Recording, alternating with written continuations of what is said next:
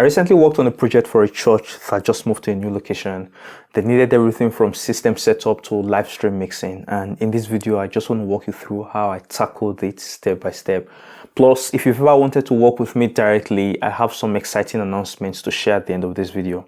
So stick around. Let me set the stage. This church had been operating in a rented temporary space where they set up and tore down their audio equipment every service. They finally moved to their permanent home, or a place where they no longer needed to set up and tear down, and they contacted me to help them get their audio system up and running.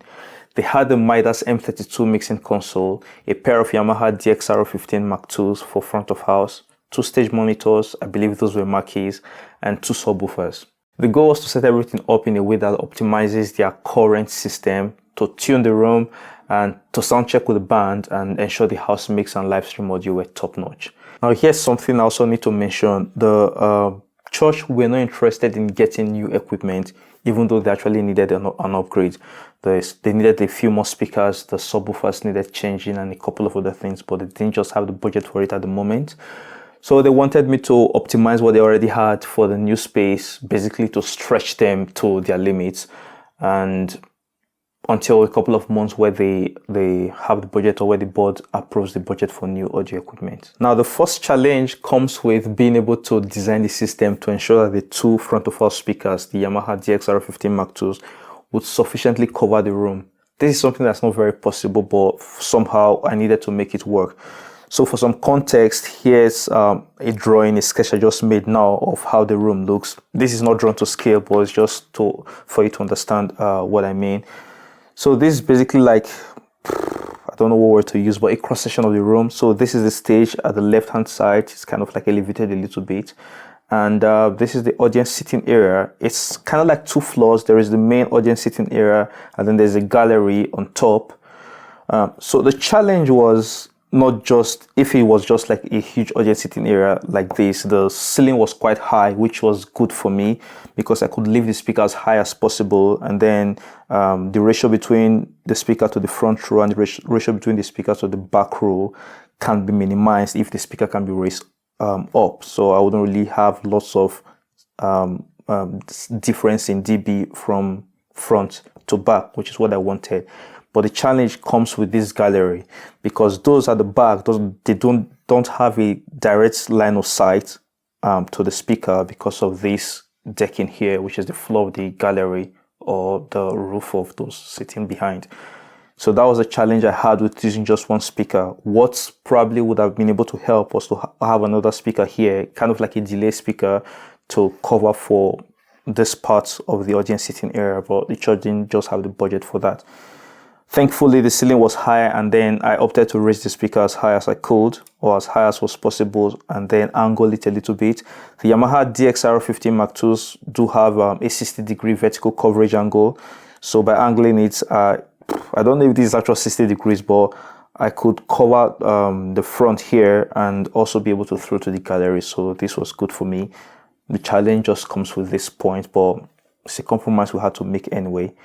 And so we ended up going with this. The subwoofers were down here, and maybe when the church wants to upgrade, I can opt for, say, a front field speakers here just to cover for this front. But it wasn't really bad on the day. After everything was set up, the sound was quite good at the front. And so yeah, this is what we did. We mounted the speakers on wall mount because the building, actually, that was the best method to make sure everything was kept clean on stage, no speaker stands or anything. After installing my main speakers, my subwoofers and my stage monitors, which is usually my workflow, I start with getting the outputs connected, and then I proceeded to tune the system. As you can see from the video, construction was still kind of going on. The work in the room was not exactly done when I was making my connections on the day, because it was kind of like a rush work. They needed to get into the venue on a Sunday, and then they were still kind of doing some finishing touches to the building on the Friday when I was working. So yeah, I had to just work with everyone around. But thankfully, while everything was going on, I could install my speakers and tune the system. I use Open Sound Meter and the Dating Audio EMM6 as my microphone, this one right here, to tune the system. Yeah, The people in the room were not happy with me blasting pink noise in their ears, but there's nothing I could do. I had to do my job. Tuning the system also gave me the opportunity to time align the main speakers and the subwoofers. Now, once the physical setup was done and the tuning was done, on Saturday, we had the band coming for sound check. This allowed me to mix the stage monitors for the singers and the in-ear monitors for the band. Yes, the band used in-ear monitors, which also kind of made the whole thing easier and made the 2-stage monitors they had sufficient. Because singers could just use that. That enabled me to set the levels for each instrument and each vocals. While doing the sound check, something I also did was to create a multi-track recording of the sound check. That enabled me to be able to keep the sound check very short, because during the sound check I was just interested in working with giving the musicians the best sound possible in their ears and the stage monitors for the singers, and not really focus much on the house, because I could play back the multi-track recording and mix the house when they were gone. So yeah, sound check was quite short, and when they left I spent time mixing the house and also creating the live stream bus to make sure everything sounds really good. Now, if you're watching this and thinking, oh, I need help with my setup, well, I've got some excellent news for you. I now offer online coaching sessions and on-site consultations to help you take your live audio setup to the next level. Like a lot of people try to reach out to me, and I just discovered that I haven't kind of made it easy to reach out to me. But yeah, my online coaching sessions are 1-hour sessions where we can work together on anything you need. Consultations, learning, troubleshooting, mixing tips, or anything else.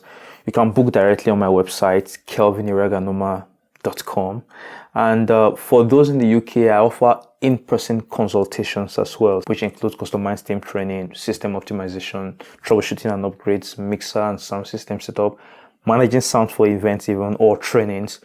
Whether you're a church or a venue or a team looking for expert help, you can actually reach out to me and get that booked as well. So visit my website, kelviniraganoma.com, for that. The waitlist for my online course, The Fundamentals of Live Audio Engineering, is still open. The course will be launching very soon.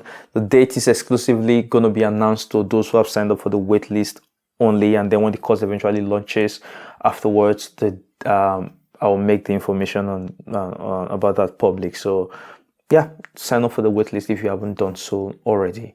And if you found this video helpful, don't forget to like, subscribe, and share it with anyone who could benefit from it. Thanks for watching, and I'll see you in the next video.